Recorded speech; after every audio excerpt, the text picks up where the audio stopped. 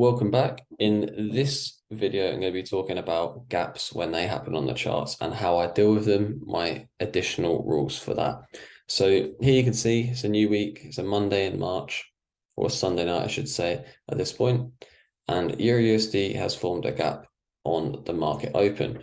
The close of Friday's price was not the same open as Sunday's price.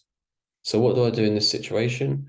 My rule is always that until that gap is closed, I will not take any entries that are in a direction away from the gap. So if I'm going to take an entry, I will want the gap to be closed. It would only be, in this case, a sell because we are above the gap. And until that gap is closed or the gap is no longer in our 2 to 3 days, I will not take buys. So for example, here, as you can see, technically we've now broken this high. I would not look for a retest to buy here because this gap is currently not closed. I would only look for a sell setup at this point until the gap is closed. So as you'll see, as we move on, eventually the gap closes here because price has pushed down and closed the gap.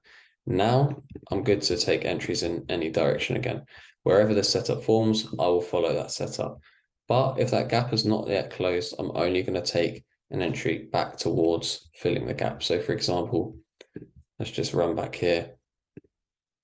Say the new week opens down here, moves down, and forms this nice bearish setup. I'm not going to take that because it's away from the gap and there's still this whole gap to fill.